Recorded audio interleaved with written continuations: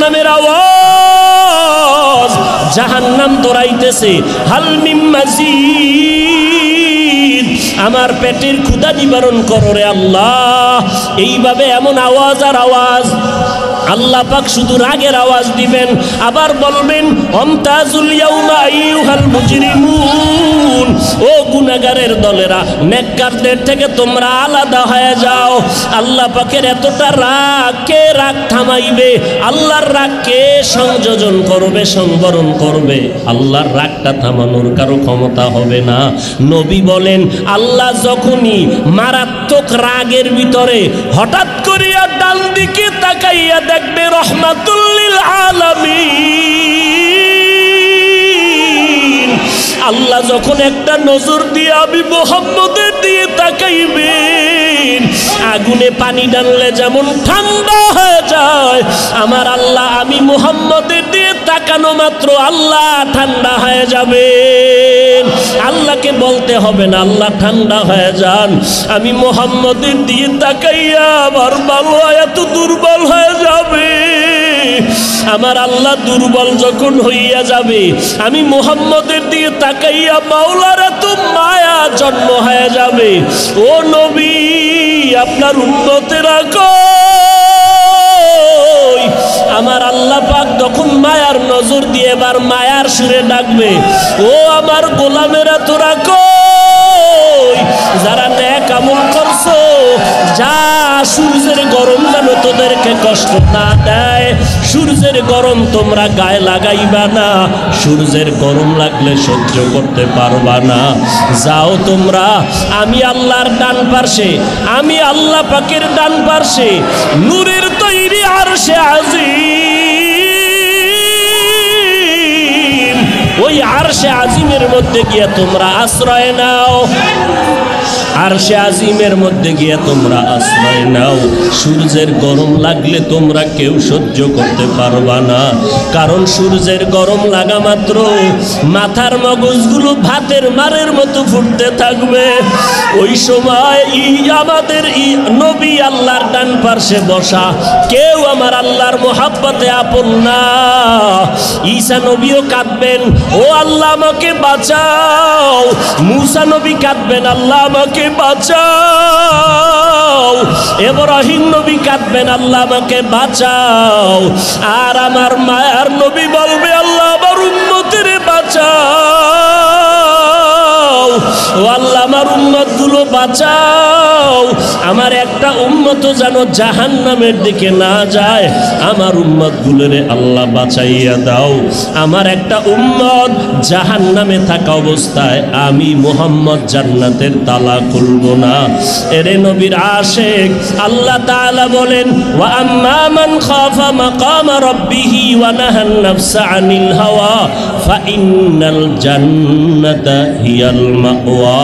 যারা হাসরের ময়দানে আল্লাহর দরবারে দাঁড়াইয়া হিসাব দেওয়ার ভয়ে নিজেকে গুনাহ থেকে বাঁচাইয়া আল্লাহর কাছে নেক আমলের জন্য প্রার্থনা করবে, চলবে, আল্লাহ বলেন আমি তার ঠিকানা জান্নাতুল মাওয়া দান করব। হাসরের ময়দানে আল্লাহর দরবারে দাঁড়াইয়া হিসাব দেওয়ার ভয়টা অন্তরে ঢুকাইয়া বান্দা গুনাহ থেকে নিজেকে বাঁচাও। আজকে গোপনে গুনাহ করি, যাই করি না কেন কেউ দেখে না, কেউ দেখে না। ফেরেশতারা আমলনামায় লিখতেছেন, কিয়ামতের ময়দানে আল্লাহ পাকের আদালতে দাঁড়াইয়া আল্লাহ বলবেন হিসাব দাও। ও বান্দা, জীবনে যত আমল করেছো, গুনাহ করেছো, আজ কড়ায় গন্ডায় হিসাব দেওয়া লাগবে। আর যারা নেক আমলওয়ালা, আল্লাহ এদেরকে বলবেন তোমরা সূর্যের গরম যেন মাথায় না লাগে, নূরের তৈরি আরশে আজিমের নিচে গিয়া ছায়ায় আশ্রয় নাও। আমার মায়ার নবী গিয়া তোমাদের সহ জান্নাতের ময়দানে যাবে, ওখানে আমার নেককার বান্দারা আছে, সেখানে যাও। ইয়া আইয়াতুহান নাফসুল মুতমাইন্না ইরজিই ইলা রাব্বিকি রাদিয়াতাম মারদিয়া ফাদখুলি ফি ইবাদি ওয়াদখুলি জান্নাতি। আল্লাহ তাআলা বলে, জান্নাতে যাওয়ার আগে আমার খাস বান্দাদের মজলিসে যাও, আমার খাস খাস আশেকদের মজলিসে যাও, এরপরে তাদেরকে নিয়ে জান্নাতে ঢুকবা।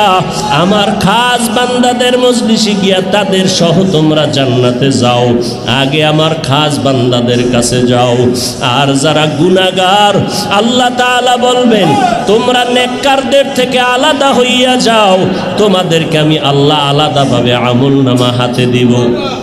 আল্লাহ বলেন ওই হাসরের ময়দানে মা সন্তানের পরিচয় দিবে না, ভাই ভাইয়ের পরিচয় দিবে না, সন্তান মা বাবার পরিচয় দিবে না।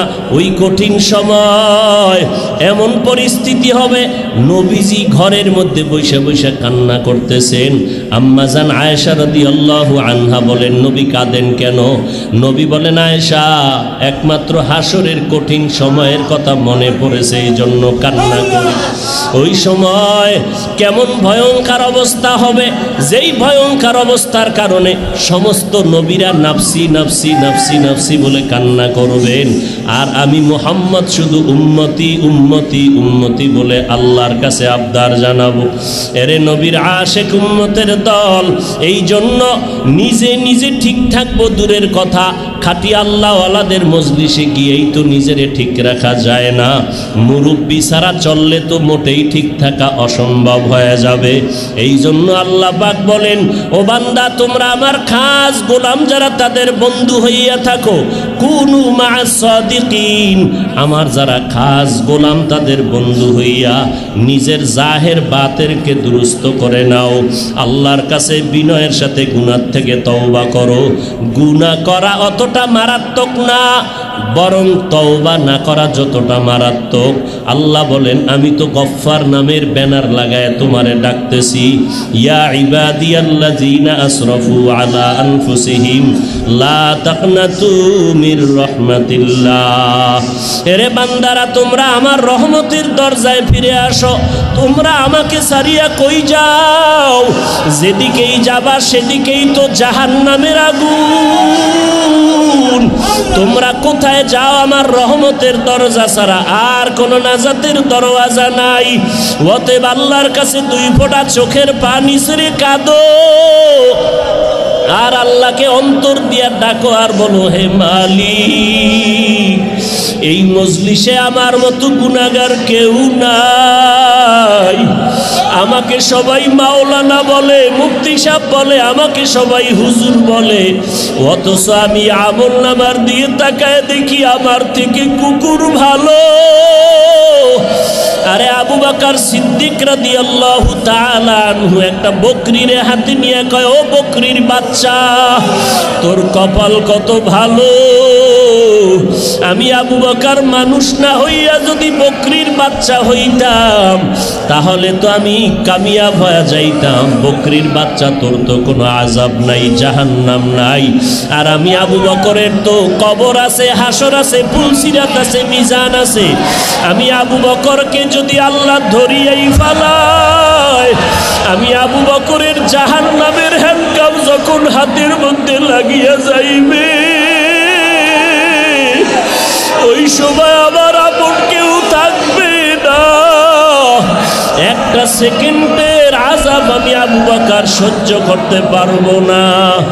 আবু বকরের মতো বান্দা যদি কান্না করতে পারেন, ও আল্লাহর আশেক পাগলেরা, গুনার দিয়ে তাকাই একটু চোখের পানি ছেড়ে আল্লাহকে ডাকো, আর বলো হে মালিক, গুনার কারণে দিলটা পাথরের মতো শক্ত, চোখে পানি নাই।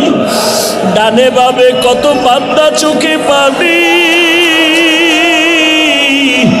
আমার কপাল খারাপ, আমার চোখে পানি নাই, কান্না নাই।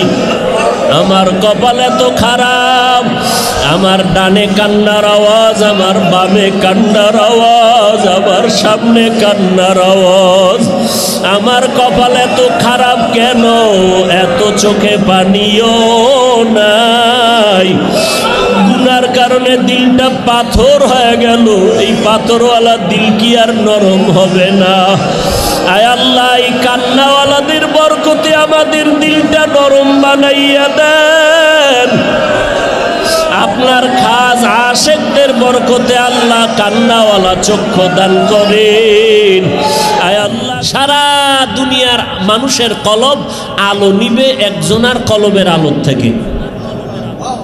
আর এই আলোটা তৈরি হবে কোন সময়? আল্লাহর বিশেষ নজর যখন পড়বে কুদরতের কলবের মধ্যে। আর ওই নজরটা কখন পড়বে? গভীর রাত, শেষ রাত, যখন সব ঘুমায়। আল্লাহ কয় আমার আসল বান্দারা ঘুমাইলি কেন? লা তাখুযুহু সিনাতুন ওয়ালা নাওম, আমি ঘুমাই না, তন্দ্রাও যাই না। কারণ আমি ঘুমামু আর তুই যদি দরজা এসে ধাক্কা দাও ভোর রাত্রে, তখন তো আমারে ভাবি না, না হতে পারে না। আমি তো তোদের আদর করে বানাইছি, তুই আমারে ডাকবি আর আমি ঘুমায় থাকবে, এটা হতে পারে না। বরং আমি আল্লাহ তো সজাগ আছি, ওই এরপরেও আমি আল্লাহ বিশেষ একটা নজর দিয়া প্রথম আসমানের দিকে নজর দিয়া তাকাই আর বলি, কে আছো আমার কাছে গুনাহগারেরা, মাপ চাও, আমি এখন মাফ করে দেব। কে আছো বান্দা রিজিক দরকার, চাও, আমি তোমার রিজিক এখনই দিয়ে দিব। তোমার কি প্রয়োজন আমার কাছে চাও, আমি আল্লাহ দেওয়ার জন্য প্রস্তুত। আমি আল্লাহ দেওয়ার জন্য বিশেষ টাইম দিলাম। আবার নামাজ 5 বেলায় ডাকলাম, আসো।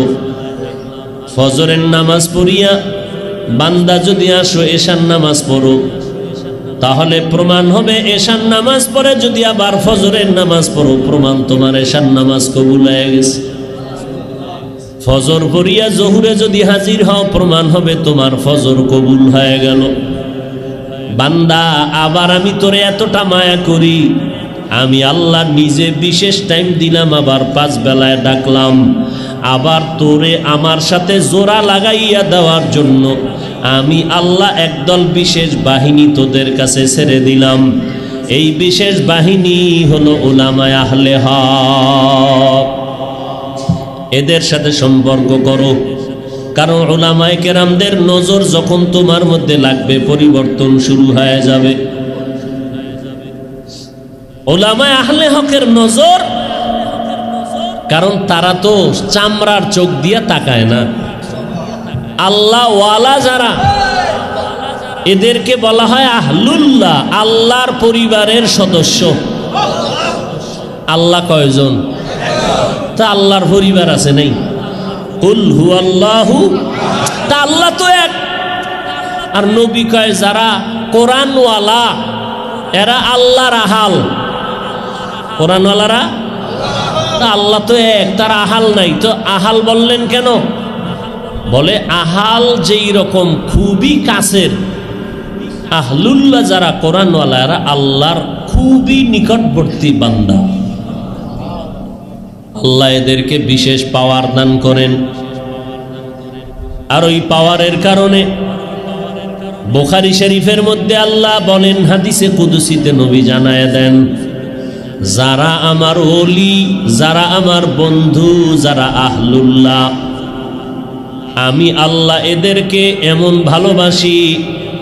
কেন এদেরকে বেশি ভালোবাসি? এরা শুধু ফরজ নামাজই পড়ে না, ফরজ আমল করে না, এরা ফরজ আমলের পাশাপাশি বেশি বেশি বেশি বেশি নফল ইবাদত করে। আপনি মাগরিবের সালাম ফিরাইয়া 2 রাকাত সুন্নত পড়া দৌড়াইয়া চলে গেলেন, কিন্তু আল্লাহ ওয়ালা যারা এরা নামাজ পড়তেই থাকে, সময় আছে নামাজ পড়ে। আসরের নামাজে বসে আছেন, এখনো 5 মিনিট বাকি, ইমাম সাহেব আসবে, নামাজ পড়ব। যারা আল্লাহর খাস বান্দা তারা এসে 1 সেকেন্ড বসে থাকে না, দেখে 5 মিনিট টাইম বাকি আছে, আমি 2 রাকাত নামাজ পড়ি।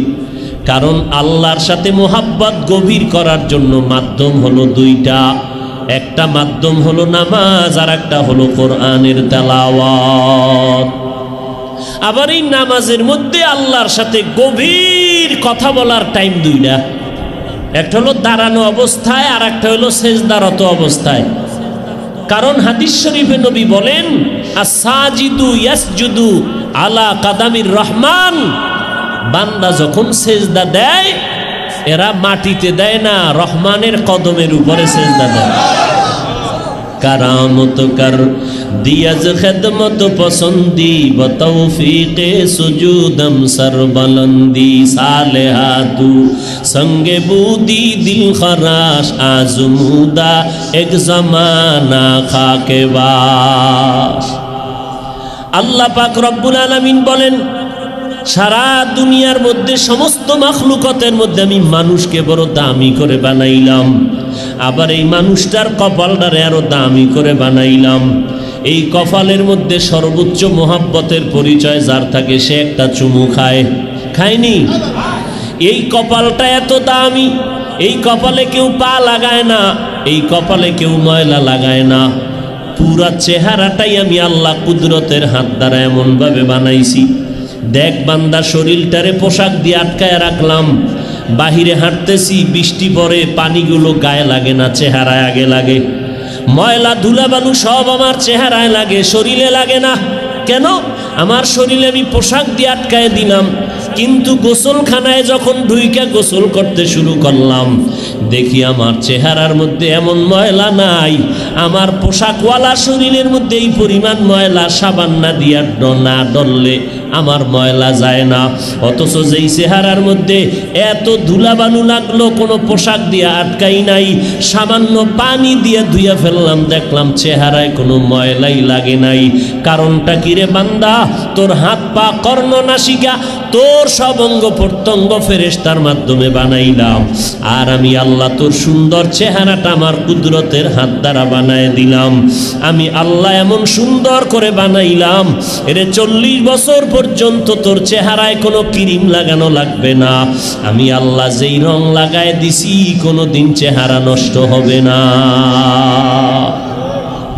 আমি আল্লাহ এত সুন্দর করে বানাইছি, আর সেই চেহারাটা তুই যখন মাটিতে ফালাইয়া দাও, তখন আমি আল্লাহ মোহাব্বতের নজরে কুদরতের কদম দিয়ে দেই। তোর কপাল যেন মাটিতে না লাগে, আল্লাহর কুদরতের কদমে লাগবে। আল্লাহর পাও আসেনি ও ভাই? আল্লাহর পাও আছে, আল্লাহর হাত আছে, আল্লাহর জবান আছে। দেখেন বুখারী শরীফের হাদিসে কুদসিতে আরো কত মজার কথা। আল্লাহ কয়, আমার ওলি কারা জানোনি নবী? আমার ওলি তারা শুধু ফরজ ইবাদত করে না, বেশি বেশি কি করে? নফল। দেখছেন আমার রসুল, যার কোনো গুনাহ, সারা রাত ইবাদতে কাটায় দিলেন। আবু বকর সারা রাত নামাজে কাটায় দিতেছেন। ইশরাক আওয়াবিন চাষ তাহাজ্জুদ কাজা হয় না তাদের। অথচ তাদের ইলমেরও দুর্বলতা নাই, আমলেরও দুর্বলতা নাই, তাকওয়ার দুর্বলতা নাই। এত সর্বোচ্চ ইলম আমলের পরেও নফল ইবাদত কেন বেশি করেন? আল্লাহ চায় বান্দা নফল ইবাদতের দ্বারা আল্লাহ পাকের কাছে বেশি কাছে হয়ে যায়।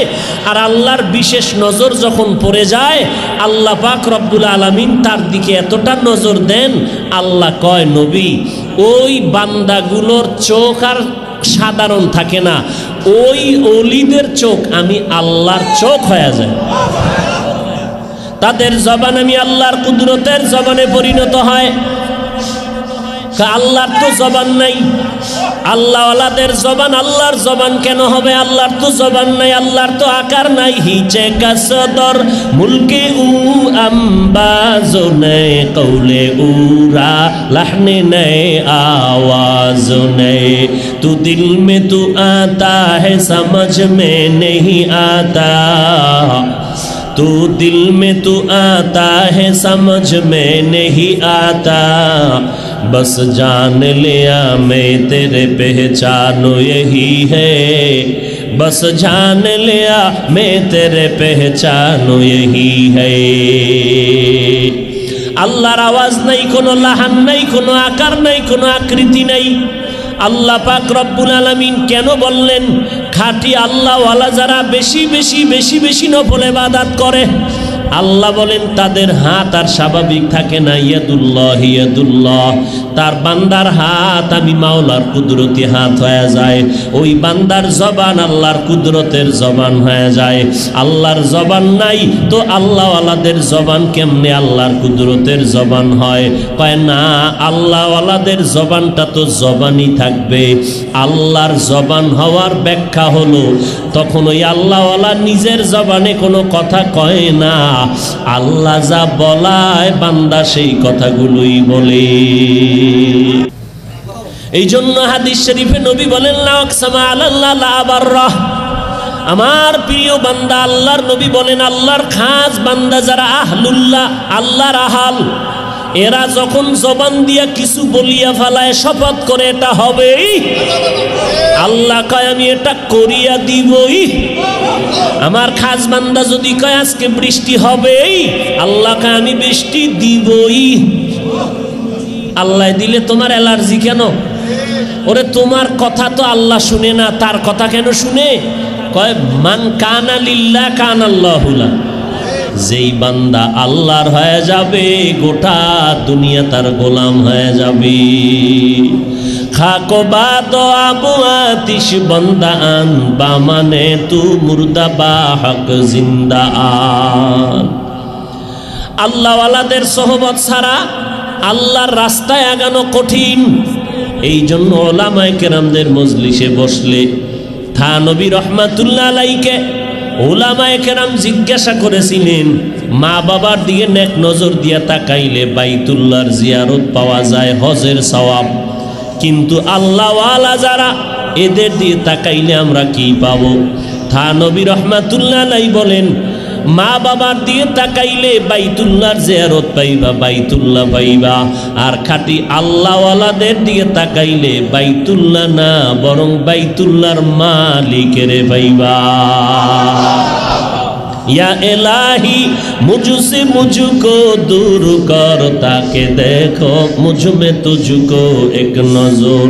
या इलाही तू मेरा माबूद है, या इलाही तू मेरा माशूक है।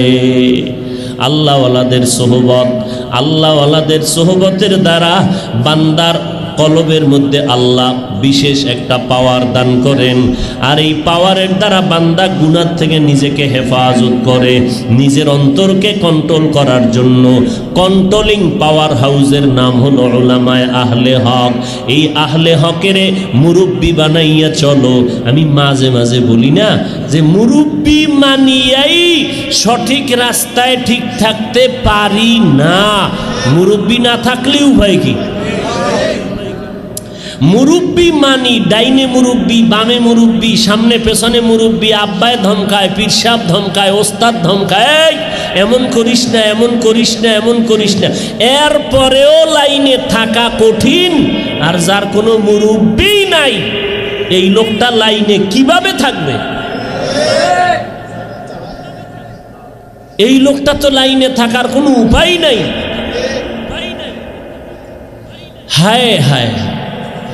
এই জন্য হাজী এমদাদুল্লাহ মুহাজিরে মক্কি রহমাতুল্লাহ আলাইহির ক্লাস জাহিরি এলেমের ক্লাস কম, অথচ বড় বড় এলেমের জাহাজওয়ালা রশিদ আহমদ গাঙ্গুহি চলে গেলেন তার থেকে একটু মারেফতের রং লাগাইতে। বিল্ডিং কমপ্লিট কি নাই? রং নাই। শরীয়তের এলেমের বিল্ডিং কমপ্লিট হয়ে গেছে, হযরত এবার মারেফতের রং লাগায় দেন। কাসেম নানতুবি বলে শরীয়তের এলেমের কমপ্লিট বিল্ডিং তৈরি হয়ে গেছে, এখন শরীয়তের মোকাবেলায় ভারতবর্ষের ভেতরে যেখানে বসাইয়া দিবা কাসেম নানতুবি যথেষ্ট হয়ে যাবে। কোনো এলেমের বাহাদুরি করিয়া কাসেমের সামনে মোকাবেলায় টিকতে পারবে না, রশিদ আহমদ গাঙ্গুহির সামনে টিকতে পারবে না। কিন্তু অভাব একটা, মারেফতের রং লাগাও তো শরীয়তের বিল্ডিং আরো চমকায় যাবে, শরীয়তের বিল্ডিং আরো সুন্দর দেখা যাবে। মারেফতের রং লাগাও। মারেফতের রং লাগানোর জন্য হাজী এমদাদুল্লাহ মুহাজিরে মক্কি রহমাতুল্লাহ আলাইহির দরবারে গিয়া রাত্র নাই, দিন নাই, খানা নাই, ঘুম নাই, পড়ে থাকলেন। বলে না না যান, আমার কাছে কিছুই নাই, কিছুই নাই। যা আছে তাই দেন। আরে আমার কাছে কিছুই নাই, যা আছে কয় আপনার কাছে কি আছে? আপনি কাফিয়া ক্লাস করলেন, আরো 10 বছরের ক্লাস করেন নাই, আল্লাহ তাআলা আপনাকে একটু দিছেন। কি দিছেন? একটু। এই পাওয়ারে আমরা ধাক্কা খাইয়ে আপনার সামনে হাজির হয়ে গেছি। আল্লাহ যদি আরো দিতেন।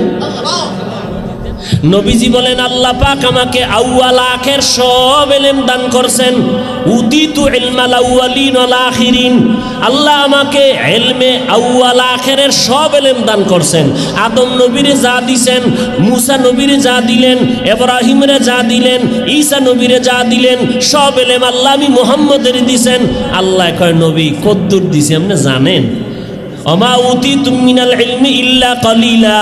আমি আল্লাহ আপনাকে ইলম দিলাম সামান্য ইলম, খুব সামান্য, খুবই সামান্য। তো আমার মাওলার দরবারে কি পরিমাণ ইলম জমা আছে তার কোনো সীমানা নাই। আল্লাহ তাআলা এই পরিমাণ ইলম আল্লাহর কাছে জমা রাখছেন। এই জন্য নবী যার কোনো গুনাহ নাই, যেই নবী রাস্তা দিয়ে হাঁটলে মেঘের খণ্ড ছায়া দেয়, নবী কদম রাখে ওই জায়গা থেকে মেশকের ঘেরান পাওয়া যায়, নবীর ঘাম থেকে মেশকের ঘেরান, যেই নবীর শরীর মোবারকে মশা মাছি পড়া হারাম, ওই নবীরে আল্লাহ কয় আপনি ইলমের বাহাদুরি করবেন না, আপনাকে ইলম দিলাম খুব সামান্য। কয় আরো দরকার আছে না নাই? কয় আছে। কয় তাহলে একটা দোয়া শিখাই দেই, হাঁটতে চলতে সব সময় দোয়া পড়বেন, রব্বি জিদনি ইলমা, রব্বি জিদনি ইলমা, রব্বি জিদনি ইলমা। ও আমার রব, আমার ইলম তুমি বাড়ায়া দাও, ইলম বাড়ায়া দাও, কোরআন হাদিসের তোমার ইলমের নূর সিনার মধ্যে বাড়ায়া দাও। ইলমের কোনো সীমানা নাই।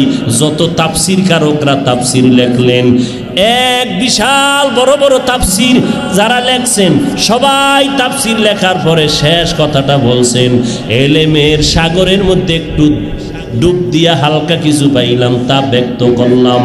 আমার জানার বাইরে বহু ইলম এখনো বাকি। তাহলে কি পরিমাণ ইলম! হাজী এমদাদুল্লাহ মুহাজিরে মক্কিরে আল্লাহ পাক জাহিরি ইলম কম দিছেন, বাতিনি ইলম দিয়া তারকে মালামাল করে দিলেন, ভরপুর করে দিলেন।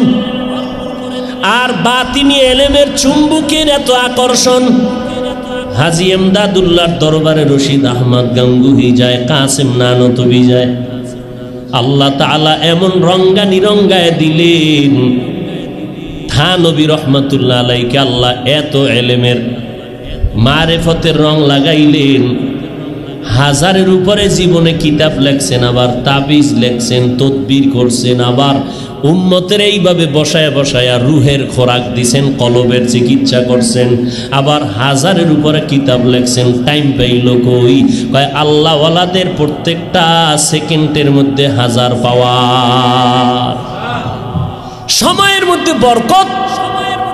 এটা বুঝারও মেধা আমাদের নাই। থানবী রহমাতুল্লাহ আলাই কলম দিয়া কাগজের মধ্যে লিখতেছেন, হঠাৎ আজান হয়ে গেছে। খাদেম কয় হযরত নামাজ তৈয়ার। কলমটা কাগজের উপরে রাইখা নামাজে গেলেন। জানালা দিয়ে এক আশেক তাকায় দেখে কলম ঘুমায় না, ও অটোমেটিক লিখতেছে। ইলমে রায়ে জাজু করদান বেহিসাব, খলকে রাদাদান জওয়াবে বাসওয়াব, হক না দারদ দোস্তে খলকা জারেরা, নিস্তে ই খাসলাত একে দিন দারেরা। আল্লাহ এত মজার মজার আশা দিয়া নবীরেও কয়, এই নবী আশা তো কম দিলাম না, কিন্তু সাবধান, আমাকে ভয় করবেন। আমাকে কি করবেন? একালে বেশি আশা পাইয়া যেন আবার বেপরোয়া হয়ে না যান। খবরদার, ইয়া আইয়ুহান নাবিয়্যুত্তাকিল্লাহ ওয়ালা তুতিইল কাফিরিন ওয়াল মুনাফিকিন। ও নবী, আপনার কোনো গুনাহ নাই, পেছনেরটাও মাপ, সামনেরটাও মাপ। মনে মনে ভাবতে থাকবেন কিছু হইয়া গেল নি, তাও মাপ। কিন্তু খবরদার, আমি আল্লাহকে আপনি ভয় করবেন, কাফের মুনাফিকের অনুসরণ করবেন না। কারণ আমার ভয় যার অন্তরে থাকবে না, ওই লোকটা আশা পাইয়া পাইয়া বেপরোয়া হয়ে যাবে। যেই সন্তান মা বাবারে বেশি মায়া করে, মোহাব্বত আর আশা, ওই সন্তান যদি মা বাবাকে ভয় না করে, মা বাবায় যদি ভয় না দেখায়, ওই সন্তান বেপরোয়া হয়ে যায়। এই জন্য যেমন মায়া আবার শাসনও কি তেমন থাকা লাগবে। আল্লাহ পাক বলেন, ও নবী, আমাকে মোহাব্বত যেমনে করেন আমি করি, তবে আমাকে ভয় করবেন। ঈসা নবীকে আল্লাহ বলেন আমাকে ভয় করে চলেন, মুসা নবীকে আল্লাহ বলেন ভয় করে চলেন। সব নবীদেরকে এই সবক দিলেন। আল্লাহ কয়, ও দুনিয়ার মানুষ, তোমরাও আমারে ভয় করিয়া চলো। মাঝে মাঝে কয়, ও দুনিয়ার মানুষেরা ভয় করো। ইয়া আইয়ুহান নাসুত্তাকু রাব্বাকুমুল্লাযী খালাকাকুম ওয়াল্লাযীনা মিন ক্বাবলিকুম লাআল্লাকুম তাত্তাকুন। আবার বলে মুমিনেরা, এতক্ষণ বলছে দুনিয়ার সব মানুষ আমারে ভয় কর, এখন কয় মুমিনেরা আমারে ভয় করো। ইয়া আইয়ুহাল্লাযীনা আমানুত্তাকুল্লাহ ওয়া কুলু কাওলান সাদীদা ইউসলিহ লাকুম আমালাকুম ওয়া ইয়াগফির লাকুম যুনুবাকুম। নবীদেরকেও কয় ভয় করো, সারা জগতের মানুষেরও কয় ভয় করো। আবার মুমিনদের আলাদা কয় মুমিনেরা আমাকে ভয় করো। আবার আল্লাহ কয়, ও দুনিয়ার মানুষ, এই ভয়ের দ্বারা লাভ কি হবে জানো? ভয়ের দ্বারা লাভ হবে, তোমার দ্বারা গুনার কাজ হবে না, শয়তান ধোঁকা দিতে পারবে না। আল্লাহকে ভয় করার মানি হইল আমি আল্লাহকে বেজার করিয়া কখনো চলবো না। সন্তান মা বাবারে যখনই ভয় করবে, মা বাবার সামনে সন্তান অন্যায় করবে না। ওস্তাদকে ছাত্র যতক্ষণ ভয় করবে, ওস্তাদের সামনে ছাত্র ততক্ষণ অন্যায় করবে না। বান্দা যতক্ষণ আমার আল্লাহকে ভয় করবে, ততক্ষণ বান্দা কখনো আল্লাহর বিরুদ্ধে কোনো কাজ করবে না। এখন প্রশ্ন হইল, ওরে মানুষ তো মানুষের ভয় করে কেন? কয় দুর্বল মানুষ ভয়ঙ্কর মানুষের ভয় করে, দুর্বল মানুষ ভয়ঙ্কর মানুষের ভয় করে, নিরীহ মানুষ সন্ত্রাসীরে ভয় করে। ও আল্লাহ, আপনি কি ভয়ঙ্কর না সন্ত্রাসী? কয় না, আমি তো দয়াময়, গফুরুর, আমি তো বড় গফফার, আমি তো সত্তার, আমি তো দয়াময়, আমি শুধু রহমান না, আমি রহিম। তাহলে ভয়ঙ্কর না সবাই ভয় করবে। আপনি যদি দয়ালু হন, তো দয়ালুরে তো কেউ ভয় করে না। তারপরও কেন বারবার বললেন আপনাকে ভয় করার জন্য? আপনি তো দয়ালু।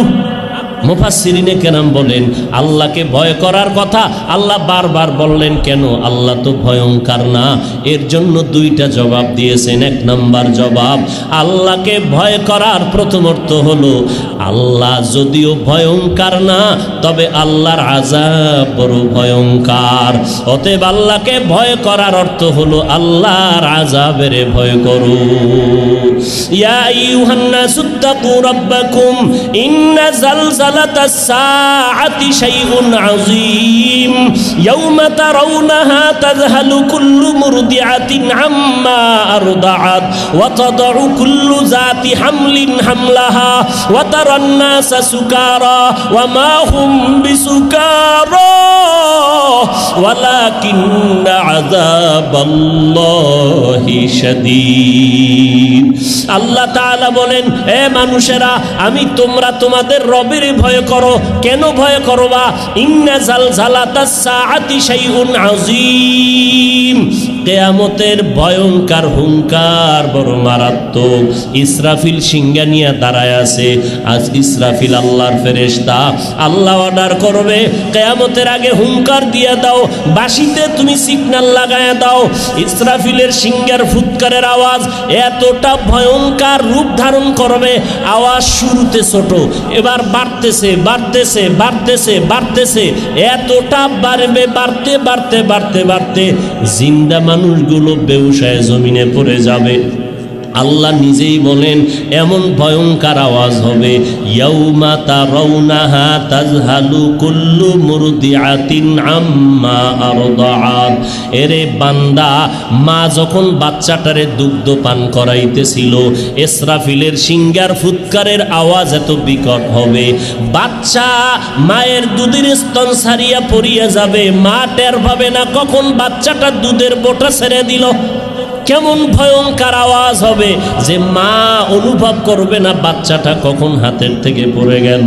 ওয়াতাদউ কুল্লু যাতি হামলিন হামলাহা, এবং গর্ভধারিণী মা বাচ্চাটা প্রসব করে দিবে, কখন বাচ্চা পেটের থেকে বের হয়ে গেল মাও নিজে টের পাবে না। কি পরিমাণ ভয়ঙ্কর অবস্থা হবে। শুধু তাই না, আল্লাহ বলেন ইসরাফিলের সিংহার ফুৎকারের আওয়াজে সাধারণ মানুষগুলো পাগলের মতো, মাতালের মতো, নেশা পান করার মতো, হেলে দুলে পাগলের মতো পড়ে যাবে। বলবে এই এমন কেন করতেছো? ওয়া আনতুম সুকারা, তোমরা কি নেশা পান করেছো? পাগলের মতো পড়ে যাও কেন? বলবে ওয়া মা হুম বিসুকারা, আমরা কেউ নেশা পান করি নাই, তো এমন কেন করো? আল্লাহর পক্ষ থেকে জবাব হবে ওয়ালাকিন্না আযাবাল্লাহি শাদীদ, আল্লাহর আযাব বড় ভয়ঙ্কর আযাব। আল্লাহর আযাব কতটাই ভয়ঙ্কর, আল্লাহ পাক অতীতের নবীদের উম্মতদের ভোর রাত্রে এমন বাতাস দিছেন, বাতাসের কারণে মানুষ ধ্বংস হয়ে গেল। এমন চিৎকার দিছে, চিৎকারের কারণে মানুষ সব বেহুশ হয়ে পড়ে গেল। আল্লাহ পাক বলেন আমাকে ভয় করার এক অর্থ আমার আযাবের ভয় করো, কারণ আমি আল্লাহ যদিও ভয়ঙ্কর না, আমার আযাব বড় ভয়ঙ্কর। দুই নাম্বার অর্থ হলো আল্লাহ আসলেই ভয়ঙ্কর। আল্লাহ আসলেই, বলে কেমন ভয়ঙ্কর? আল্লাহ যত বড় তার দয়া যেমন বড়, তার রাগও তত বড়। বলে রাগটা কখন হবে? বলে কিয়ামতের ময়দানে আল্লাহ রাগ হবেন। হাসরের ময়দানে যখন ইসরাফিল সিংহায় ফুৎকার দিবে, জমিনটা সমতল হয়ে যাবে, পাহাড় নাই, সব ধ্বংস হয়ে যাবে। ইজার শামসু কুব্বিরাত ওয়া ইজান নুজুমুন কাদারাত, এইভাবে পাহাড়গুলো তুলার মতো উড়তে থাকবে, এইভাবে আসমান আসমানের জায়গায় থাকবে না, সবগুলো ধ্বংস। সমতল জমিন যখন হয়ে যাবে, তখন আল্লাহ পাক দুইজন ফেরেশতা পাঠায় বলবে যাও। আগে একজনের পাঠায় কইব জিব্রাইল, আমি যদি আজকে যেই রাগ, আমার এই রাগ তো ঠান্ডা করার কেউ নাই, তো কেউ বলবে বাবায় রাগ করছে, ছেলেরে ভাইলে আজ মাইরেই ফেলাম, তো মা গিয়া বাবারে রাগ ঠান্ডা করে না। এমন রাগ করিও না, এই মুহূর্তে একটা অ্যাক্সিডেন্ট হয়ে গেলে তুমি নিজেই আবার কান্না করবা, সর্বনাশ হয়ে গেল। আল্লাহ হাসরের দিন রাগ করলে ঠান্ডা করবে কে? আল্লাহ পাক কিয়ামতের ময়দানে বিশাল একটা ব্যানার লাগাইবেন, ব্যানারের মধ্যে আওয়াজ হবে লিমানিল মুলকুল ইয়াউম লিল্লাহিল ওয়াহিদিল কাহ্হার। আল্লাহ পাকের কুদরতের আওয়াজ এত বিকট হবে যে হাসরের ময়দানটা থরথর করে কেঁপে উঠবে, এত বিকট আওয়াজ। আল্লাহর এত রাগ, এই রাগ কে থামাবে? আল্লাহর সাথে তখন কেউ কথাও বলতে পারবে না, সব উলঙ্গ। আল্লাহর নবীকে আল্লাহ বলবেন জিব্রাইল যাও, আমি হাসরের ময়দানে মানুষগুলো হাজির করার আগে আমার বন্ধুটারে নিয়ে আসো। কয় নবীরে কই ভাই? কয় সে তো মদিনার রওজা আছে। কয় রওজা টওজা নাই, জমিন সমান। কয় যাও, এই বরাবর সোজা হাঁটো, হাঁটতে হাঁটতে সামনে গিয়ে দেখবা আমার মদিনার রসুল যেখানে রওজায় আছেন, ওখান থেকে একটা নূরের বাতি দেখবা উপরের দিকে ঝলমল করতেছে। তুমি ওখানে গিয়ে সালাম দিবা, আল্লাহর পক্ষ থেকে দেখবা রসুল দাঁড়ায় যাবে। আল্লাহ বলবেন কুরসির মধ্যে আল্লাহ ডান পাশে বসাবেন। কোন পাশে? আল্লাহ আমার নবীকে ডান পাশে বসাবেন। এবার আল্লাহ পাক হাসরের ময়দানে দুইজন ফেরেশতা পাঠায় বলবে, একজনে পিছে আর একজন সামনে, সব মানুষগুলো আমার কাছে জমা করো। এবার কবর থেকে সব উঠবে, একজন পেছনে আর একজন সামনে, সব জমা কইরা আল্লাহর আদালতে হাজির করবে। এই পুরা জমিন হবে কিয়ামতের মাঠ, সিরিয়ার জমিন হবে আল্লাহর বিচারালয়, আদালত। আল্লাহ সেখানে বসবেন, ডান পাশে থাকবেন রহমাতুল লিল আলামিন, আর আল্লাহর পাশে কেউ থাকবে না। ঈসা নবীও থাকবে না, মুসা নবীও থাকবে না, ইব্রাহিম নবীও থাকবে না। আপনার আমার মায়ার নবী আল্লাহ পাকের ডান পাশে বসবেন। আল্লাহ কুরসির মধ্যে নবীরে বসাইবেন। এরপরে মানুষগুলো যখন এক এক করে হাজির হয়ে যাবে, আল্লাহ পাক এবার হুঙ্কার দিয়ে বলবেন আজকের এই মাঠের রাজত্ব কার? আল্লাহ পাকের আওয়াজটা এত বিকট হবে, হাসরের মাঠের মানুষগুলো বেহুশ হইয়া নিজের একটা কদমের উপরে দাঁড়ায় থাকবে 50,000 বছর পর্যন্ত। এইবার আল্লাহ তো রাগ, আর রাগে তুই রাগ, আল্লাহকে কেউ বলারও সাহস নাই। আল্লাহ একটু থামেন, আল্লাহ পাক এত রাগ হবে কেউ থামাইতে পারবে না। নবীজি বলেন আল্লাহ যে আমারে ডান পার্শ্বে নিয়ে বসাইবেন এখানে একটা কাজ হবে। কয় কি? আল্লাহ পাক এতটা রাগ সূর্যের উপরে ধমক দিছে, এই সূর্য তাড়াতাড়ি নিচে নেমে আয়, আমার বান্দাদের দিকে উপরে আইসা তোর যত মুখ উপরে ছিল সব নিচে কর, যত তাপ আছে সব ছেড়ে দে, যত তাপ আছে জমিনের মধ্যে ছেড়ে দে। এই জাহান্নামের আওয়াজ, জাহান্নাম দৌড়াইতেছে, হাল মিম মাজিদ, আমার পেটের ক্ষুধা নিবারণ করো রে আল্লাহ। এইভাবে এমন আওয়াজ আর আওয়াজ। আল্লাহ পাক শুধু রাগের আওয়াজ দিবেন, আবার বলবেন আমতাজুল ইয়াউমা আইয়ুহাল মুজরিমুন, ও গুনাহগারের দলেরা, নেককারদের থেকে তোমরা আলাদা হয়ে যাও। আল্লাহ পাকের এতটা রাগ, কে রাগ থামাইবে? আল্লাহর রাগ কে সংযোজন করবে, সংবরণ করবে? আল্লাহর রাগটা থামানোর কারো ক্ষমতা হবে না। নবী বলেন আল্লাহ যখনই মারাত্মক রাগের ভিতরে হঠাৎ করিয়া ডান দিকে তাকাইয়া দেখবে রহমাতুল লিল আলামিন, আল্লাহ যখন একটা নজর দিয়ে আমি মুহাম্মদের দিয়ে তাকাইবেন, আগুনে পানি ডাললে যেমন ঠান্ডা হয়ে যায়, আমার আল্লাহ আমি মুহাম্মদের দিয়ে তাকানো মাত্র আল্লাহ ঠান্ডা হয়ে যাবেন। আল্লাহকে বলতে হবে না, আল্লাহ ঠান্ডা হয়ে যান। আমি মুহাম্মদের দিয়ে তাকাইয়া আমার ভালো এত দুর্বল হয়ে যাবে, আমার আল্লাহ দুর্বল যখন হইয়া যাবে, আমি মুহাম্মদের দিয়ে তাকাইয়া মাওলার এত মায়া জন্ম হয়ে যাবে। ও নবী, আপনার উম্মতেরা কই? আমার আল্লাহ পাক তখন মায়ার নজর দিয়ে এবার মায়ার সুরে ডাকবে, ও আমার গোলামেরা তোরা কই? যারা নেক আমল করছো, যা সূর্যের গরম যেন তোদেরকে কষ্ট না দেয়, সূর্যের গরম তোমরা গায়ে লাগাইবা না, সূর্যের গরম লাগলে সহ্য করতে পারবা না। যাও তোমরা, আমি আল্লাহর ডান পার্শ্বে, আমি আল্লাহ পাকের ডান পার্শ্বে নূরের তৈরি আরশে আজিম, ওই আরশে আজিমের মধ্যে গিয়ে তোমরা আশ্রয় নাও, আরশে আজিমের মধ্যে গিয়ে তোমরা আশ্রয় নাও। সূর্যের গরম লাগলে তোমরা কেউ সহ্য করতে পারবা না, কারণ সূর্যের গরম লাগা মাত্র মাথার মগজগুলো ভাতের মারের মতো ফুটতে থাকবে। ওই সময় আমাদের নবী আল্লাহর ডান পার্শ্বে বসা, কেউ আমার আল্লাহর মোহাব্বতে আপন না। ঈসা নবীও কাঁদবেন, ও আল্লাহ আমাকে বাঁচাও। মূসা নবী কাঁদবেন, আল্লাহ আমাকে বাঁচাও। ইব্রাহিম নবী কাঁদবেন, আল্লাহ আমাকে বাঁচাও। আর আমার মায়ার নবী বলবে, আল্লাহ আমার উম্মতের বাঁচাও। ও আল্লাহ আমার উম্মতগুলো বাঁচাও, আমার একটা উম্মত যেন জাহান্নামের দিকে না যায়, আমার উম্মতগুলোরে আল্লাহ বাঁচাইয়া দাও। আমার একটা উম্মত জাহান্নামে থাকা অবস্থায় আমি মুহাম্মদ জান্নাতের তালা খুলব না।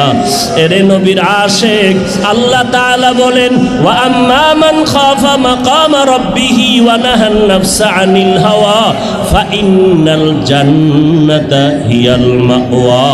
যারা হাসরের ময়দানে আল্লাহর দরবারে দাঁড়াইয়া হিসাব দেওয়ার ভয়ে নিজেকে গুনাহ থেকে বাঁচাইয়া আল্লাহর কাছে নেক আমলের জন্য প্রার্থনা করবে, চলবে, আল্লাহ বলেন আমি তার ঠিকানা জান্নাতুল মাওয়া দান করব। হাসরের ময়দানে আল্লাহর দরবারে দাঁড়াইয়া হিসাব দেওয়ার ভয়টা অন্তরে ঢুকাইয়া বান্দা গুনাহ থেকে নিজেকে বাঁচাও। আজকে গোপনে গুনাহ করি, যাই করি না কেন কেউ দেখে না, কেউ দেখে না। ফেরেশতারা আমলনামায় লিখতেছেন, কিয়ামতের ময়দানে আল্লাহ পাকের আদালতে দাঁড়াইয়া আল্লাহ বলবেন হিসাব দাও। ও বান্দা, জীবনে যত আমল করেছো, গুনাহ করেছো, আজ কড়ায় গন্ডায় হিসাব দেওয়া লাগবে। আর যারা নেক আমলওয়ালা, আল্লাহ এদেরকে বলবেন তোমরা সূর্যের গরম যেন মাথায় না লাগে, নূরের তৈরি আরশে আজিমের নিচে গিয়া ছায়ায় আশ্রয় নাও। আমার মায়ার নবী গিয়া তোমাদের সহ জান্নাতের ময়দানে যাবে, ওখানে আমার নেক নেককার বান্দারা আছে সেখানে যাও। ইয়া আইয়াতুহান নাফসুল মুতমাইন্নাহ ইরজিই ইলা রাব্বিকি রাদিয়াতাম মারদিয়া ফাদখুলি ফি ইবাদি ওয়াদখুলি জান্নাতি। আল্লাহ তাআলা বলে জান্নাতে যাওয়ার আগে আমার খাস বান্দাদের মজলিসে যাও, আমার খাস আশিকদের মজলিসে যাও, এরপরে তাদেরকে নিয়ে জান্নাতে ঢুকবা। আমার খাস বান্দাদের মজলিসে গিয়া তাদের সহ তোমরা জান্নাতে যাও, আগে আমার খাস বান্দাদের কাছে যাও। আর যারা গুনাহগার আল্লাহ তাআলা বলবেন তোমরা নেককারদের থেকে আলাদা হইয়া যাও, তোমাদেরকে আমি আল্লাহ আলাদাভাবে আমলনামা হাতে দিব। আল্লাহ বলেন ওই হাসরের ময়দানে মা সন্তানের পরিচয় দিবে না, ভাই ভাইয়ের পরিচয় দিবে না, সন্তান মা বাবার পরিচয় দিবে না।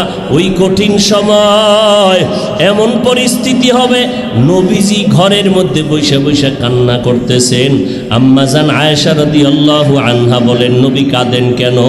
নবী বলেন আয়েশা একমাত্র হাসরের কঠিন সময়ের কথা মনে পড়েছে, এই জন্য কান্না করি। ওই সময় কেমন ভয়ঙ্কর অবস্থা হবে, যেই ভয়ঙ্কর অবস্থার কারণে সমস্ত নবীরা নাফসি নাফসি নাফসি নাফসি বলে কান্না করবেন, আর আমি মুহাম্মদ শুধু উম্মতি উম্মতি উম্মতি বলে আল্লাহর কাছে আবদার জানাবো। এরে নবীর আশিক উম্মতের দল, এই জন্য নিজে নিজে ঠিক থাকবো দূরের কথা, খাঁটি আল্লাহওয়ালাদের মজলিসে গিয়েই তো নিজেরে ঠিক রাখা যায় না। মুরব্বি ছাড়া চললে তো মোটেই ঠিক থাকা অসম্ভব হয়ে যাবে। এই জন্য আল্লাহ পাক বলেন ও বান্দা তোমরা আমার খাস গোলাম যারা তাদের বন্ধু হইয়া থাকো, কুনু মা'আস সাদিকিন, আমার যারা খাস গোলাম তাদের বন্ধু হইয়া নিজের জাহের বাতেরকে দুরুস্ত করে নাও।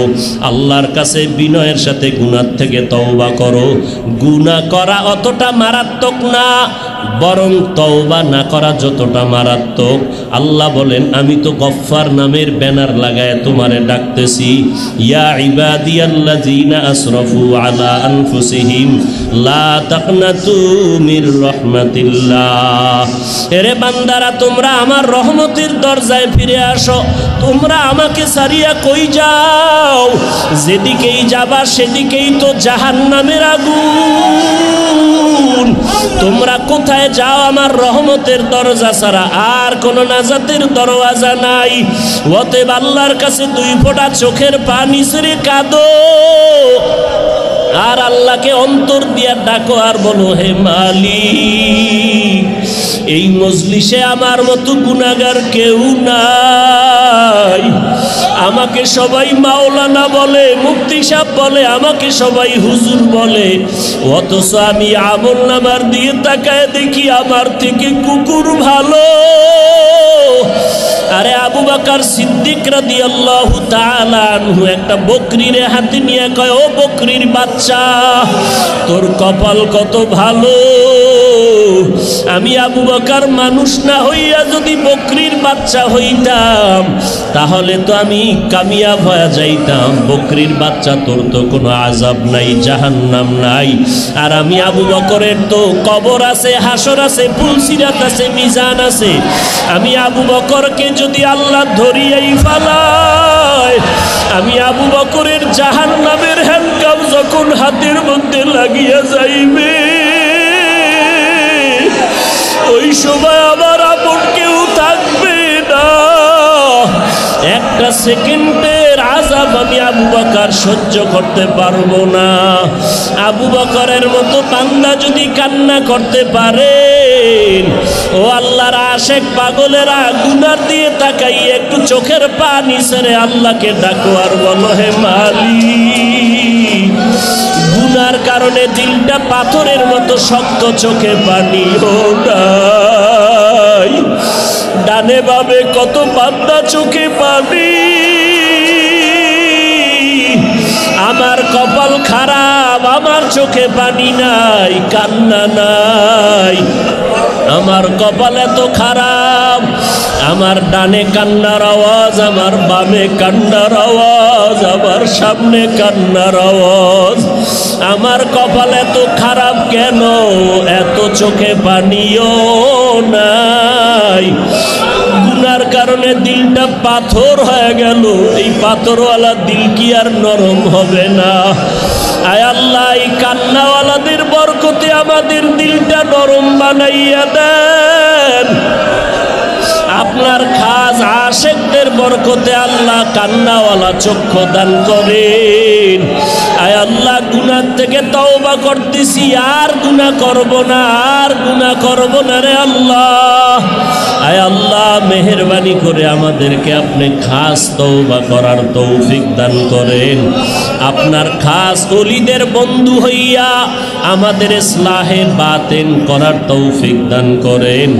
আয় আল্লাহ, আমাদের গুনাহমুক্ত জীবন উপহার দান করেন। আল্লাহ, গুনাহের প্রতি ঘৃণা জমাইয়া দেন। আয় আল্লাহ, এই মজলিস থেকে আমাদেরকে নেককার বানাইয়া ফিরাইয়া দেন। নবীজির সুন্নাত আলা জিন্দেগি আমাদের দান করেন।